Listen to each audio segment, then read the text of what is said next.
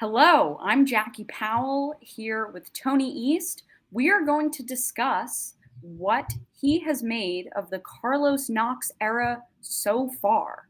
This is the Locked On Women's Basketball Podcast. Let's go.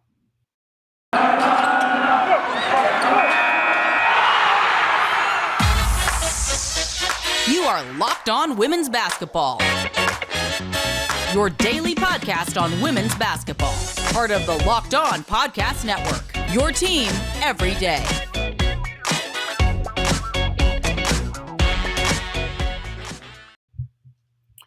Hello and welcome to the Locked On Women's Basketball Podcast. As I said before, I am your first-time host, Jackie Powell here, alongside Tony East. We both contribute quite heavily to the Next Hoops. I cover the Liberty. I do some social media stuff. Tony covers the Fever. We're so glad to be with you today, especially coming off of a game where both of our teams played each other, or rather the teams that we cover. So, Tony, thank you so much for being here today. It's fun to talk Fever this season. You know, they're much more interesting and fun, and all their games are close, unlike last season when it was six wins and a bunch of blowouts. So even though they are 3-9 now, they are much more fun, much more interesting. And with the new coach, there's a lot to talk about in Feverland these days. Exactly. And that's where I wanted to start, which is looking at what the 3 games and around a week of practice time has looked like in the new Carlos Knox era, as he is the interim head coach at the Fever. So the first question I want to, lay out for you here is, what have you liked so far? And specifically in that LA game, what really worked? Yeah, 101 points, their season high, 55 first half points, their highest in a half all season. And I imagine that those will hold for a while. But, Knox certainly grabbed the attention of this Fever roster, both because he has a lot of player development background, right? His claim to fame in Indy for a while was that he worked a lot with Tamika Catchings, Katie Douglas, and a bunch of NBA players as well. And so on the W side, as a head coach, that is perfect for a Fever team with 5 rookies and a bunch of younger players who are all looking to grow together to have that sort of guiding voice. The other part of him that's been appealing to players so far is he played himself, right? He was a legend at IUPUI in Indianapolis, is still the school's all-time leading scorer. His jersey, if you read my piece in the Next, is hanging in the rafters of the stadium the Fever currently play in, because that's where they played college basketball. So there's a lot of gripping moments for this roster that he's filled in on. So what I've liked about, for me stylistically so far is 2 things. One, they've upped the offensive pace, and they said they were going to do that before the season, and they did a little bit. But you can tell, especially in half-court settings, that they try to get into their offense earlier. And for a Fever team that has a bunch of new players, so they're learning how to play with each other, how to play with timing, something they struggled with last season. Getting into their offense earlier both puts pressure on the defense faster, and if they mess up, allows them to reset with more time on the shot clock to get a better shot in their second try. They really try to put pressure on the rim. They had a ton of rim attempts in that win against the Sparks that you brought up a second ago, and when you score 101 points, you're doing something right on offense. Defensively, Knox was he worked on the defensive side with Jared Simpson when he was an assistant. So they brought in Gary Kloppenburg to help there, which is an insane hire for an assistant midseason. But he's a big no-middle guy on defense, and they've done a pretty good job of that so far, despite having some struggles offensively since that first game with the Sparks. Their defense has at least remained pretty solid, I think, in those principles and putting players in the right situations to succeed. They're a young team. They're going to have their ups and downs, their waves, whatever you want to call it. But I think so far you've seen a lot of stuff that Lynn Dunn wanted to see implemented, and this team needed to kind of take a step in the right direction. That's what's been refreshing to see, is new stuff that is working and good for this team.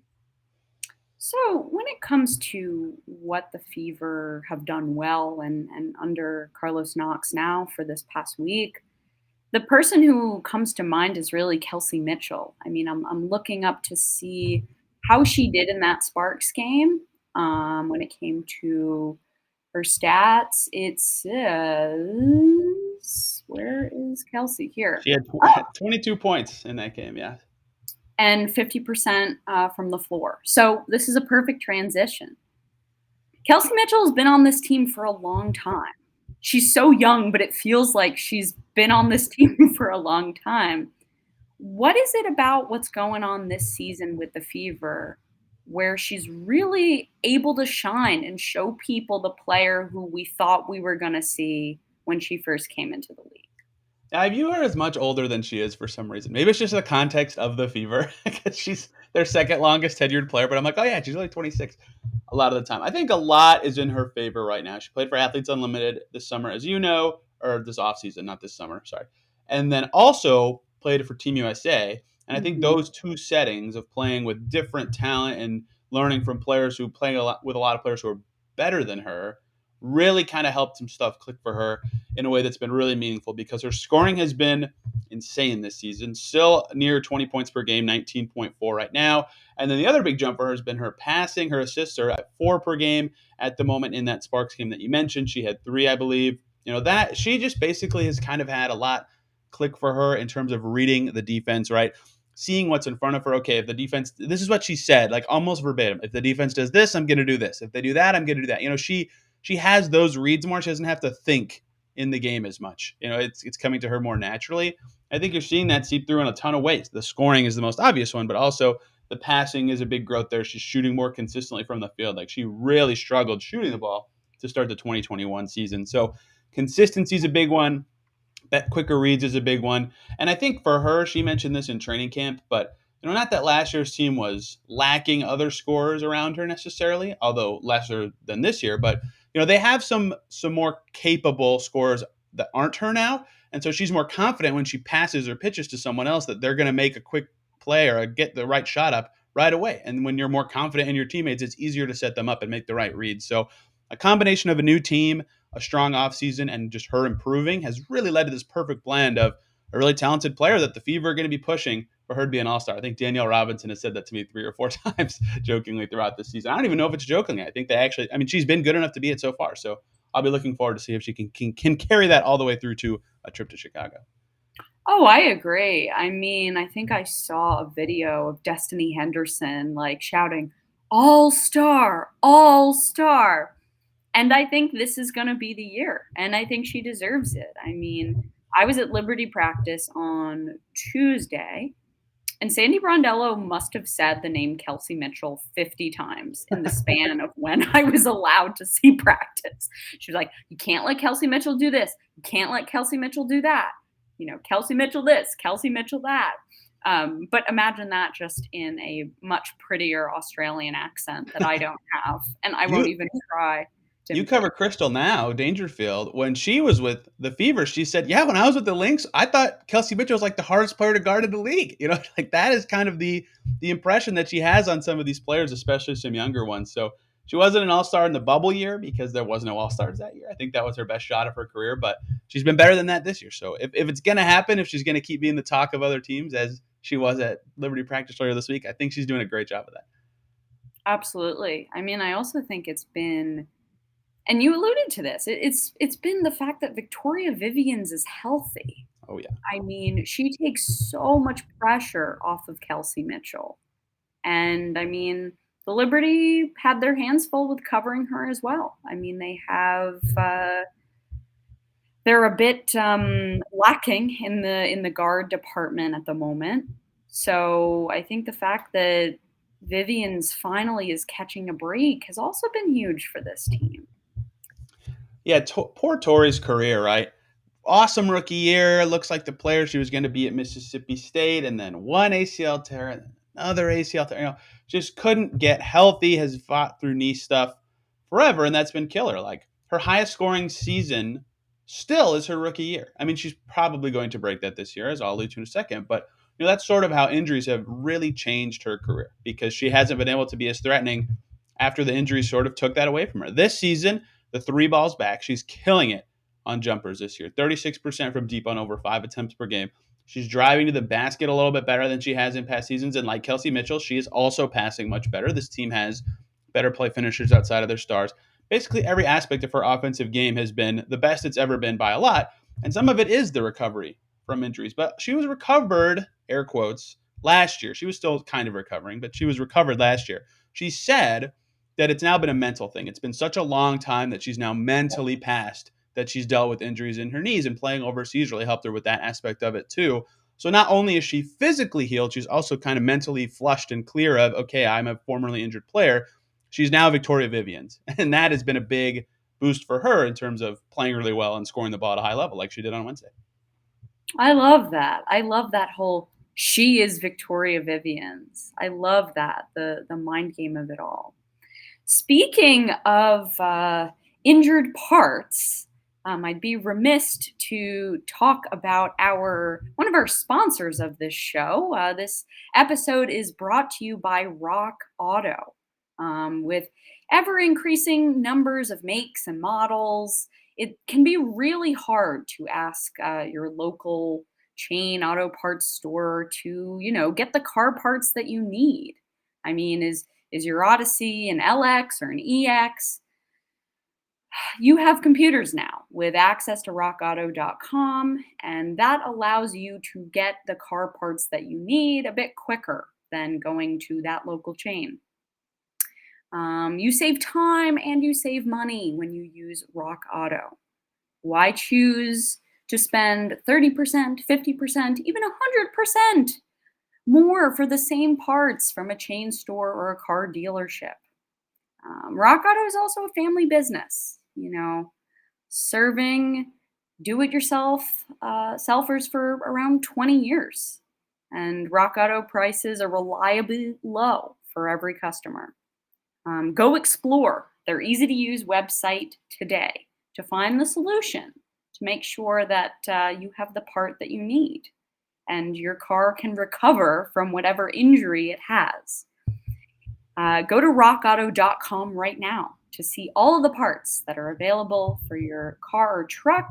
Write Locked On in their How Did You Hear About Us box so they know that we sent you. Amazing selection, reliably low prices, all the parts your car will ever need. rockauto.com.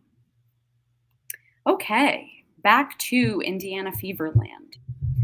So we talked about what you've liked so far about the Carlos Knox era.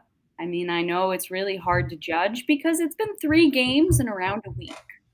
But after the Los Angeles game, the Fever have lost 2 in a row, both to the Washington Mystics, that are a much more veteran and experienced team, and then to the New York Liberty, who have been struggling due to injuries, due to a new system and coaching staff, and have just been clawing to get a win. So what have you made of these past 2 games?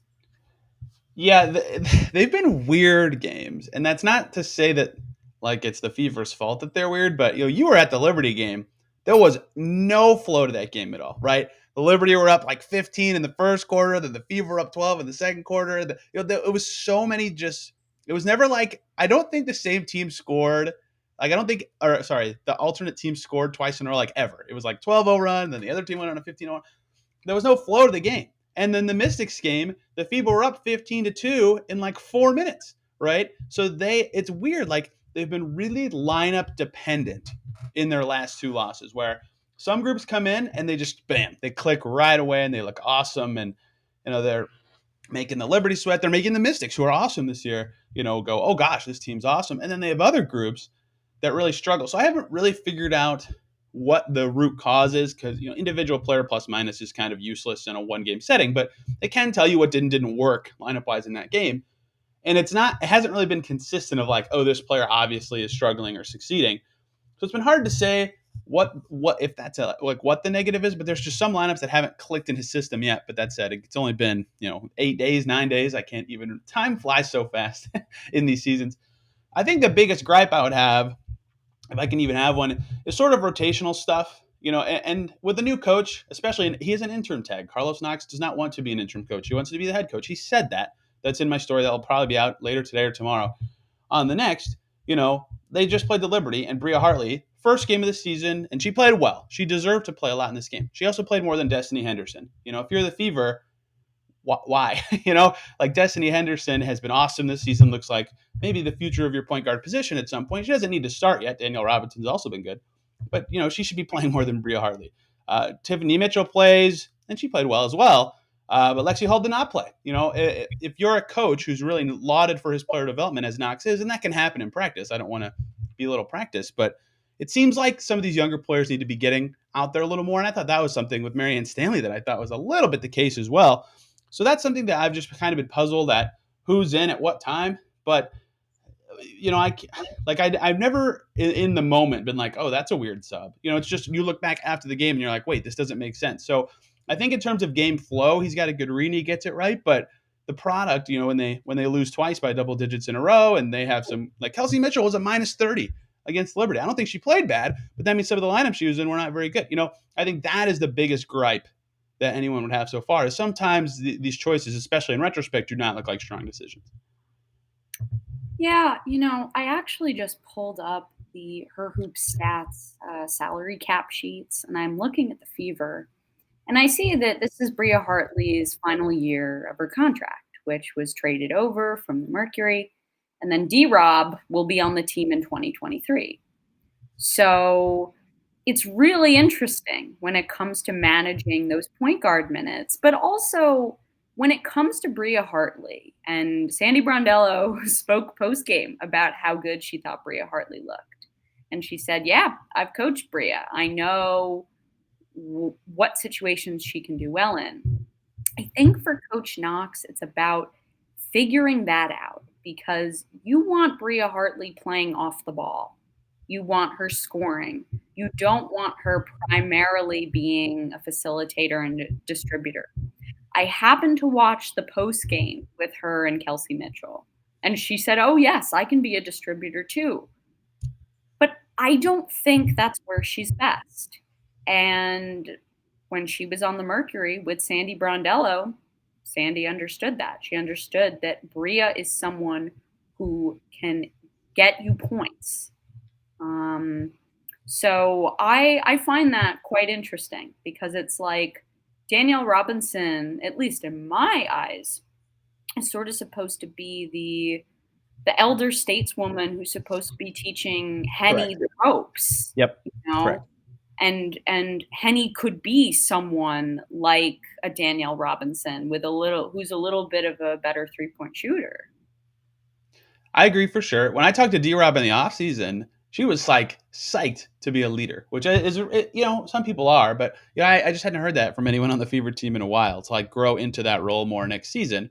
So it's perfect that they have all these rookies and she can do that. And I think Danielle Robinson leads the WNBA in laughs per minute. Like she is always joking around or having fun with her teammates. And I think that's great for the vibe that the Fever are going for this year. And she's also playing really well, which is helpful as well. So I think she is the perfect mentor for Henny, both in terms of position. She's been a vet. She's been an all-star. Right? She's been on really good teams that have been to the finals. Perfect. Hartley, and again, this sounds like shade at Bria Hartley. It's not supposed to be. She's really good. She's got high-level W skills. There's a reason she's on an expensive protected contract because she's good. She earned it. She also is kind of duplicative with what the Fever's roster is right now in terms of guards and the positions that they have. And it's hard, because she's more of scorer than distributor, it's hard to find her the right role in minutes that doesn't take it away from a younger player that should probably be playing more. It's just how the Fever's roster is. It's not a knock on any player. So I agree with you 100% about both Robinson and Hartley. And I think that will be part of Carlos Knox's challenge is how does he manage all these minutes and make sure everybody's in the right seat on the bus, to make sure they're in the right role. And, I think actually, before I respond to that, I want to put a pin in this conversation because covering the Liberty for as long as I've covered them, I've seen what you do or what happens when your coach has multiple rookies. So we will talk about that after I mention another sponsor of our show. We're going to pay some bills for a moment. It is betonline.net. As y'all know, tonight is game 2 of the 2-game set between the Connecticut Sun and the Las Vegas Aces, going down tonight at 10 p.m. Eastern in Vegas. That is the place to bet. And BetOnline, it is your number one source for all of your betting stats and sports info.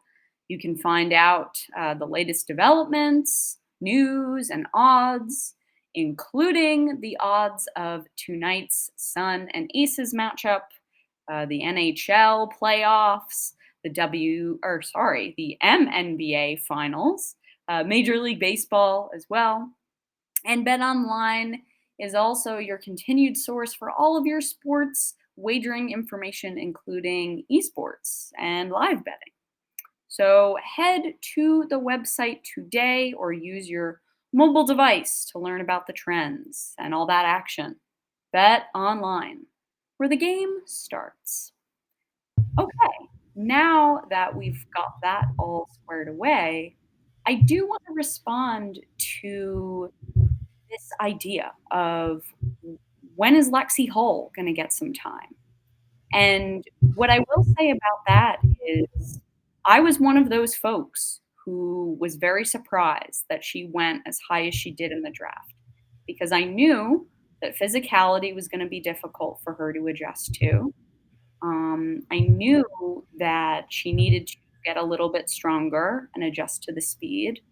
But it seemed like multiple teams, the Fever, apparently the Aces, there were a bunch of teams that really liked her for her basketball IQ, for her toughness, and for who she is as a teammate.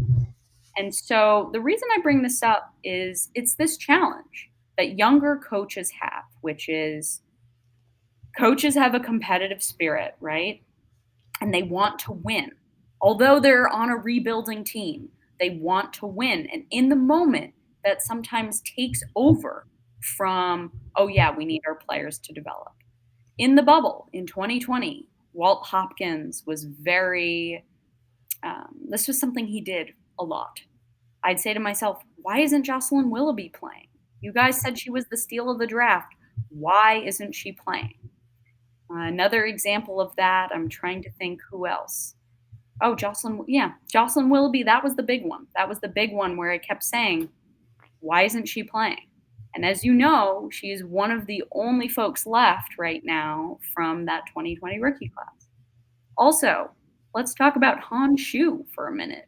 In 2019, Han Shu barely played because Katie Smith did not trust her, did not really find minutes for her to get her feet wet. So that's a huge problem when it comes to developing teams. And Coach Knox is not alone when it comes to wanting to be competitive and wanting to win because he's a coach, but also developing those players. 100%. I think every coach in every sport for all of time will have to deal with this struggle. And so a couple other factors are at play for Knox right this second. One is that he's coached 3 games, right? Like he is trying to leave an impression on his team, on other teams, on Fever staff. He has an interim tag, like even more so than other coaches who are trying to win. Like he wants to keep this job. And I think he's got a really good shot to do it. But winning is a big part of that. Showing improvement is a big part of that. So I think playing vets will be something he might end up doing on occasion, just with that in mind. And for the other factor for the Fever that is a little more complicated is they have a ton of other rookies, right? If Lexi Hull was their only rookie, I think they could easily prioritize, yes, she should play every game. She should play really solid minutes every game. When you also have to find big minutes for an Alyssa Smith and Queen Egbo and Destiny Henderson, and Emily Angster, it's like, wait a minute, all of a sudden this is really crowded because Kelsey Mitchell's playing, Tori's playing, wait, we're out of room for players. So there are quibbles like we talked about, Tiffany Mitchell playing and Bria Hartley playing, a combined 23 minutes. Like there's some time for Lexi Hull in there. But it is challenging in Knox's situation, at least right now, to play her what I would consider enough. But she not playing at all should never happen, I think. She was the 6th pick, and I understand that she's really struggled so far, especially shooting. It took her 4 games to get a shot to go. Then she had a really nice game against the Dream, and then it's sort of fallen back into a slump, although, again, not having played very much, shooting 18.5%. That's not good. I don't want to sit here and say like, oh, she's playing great.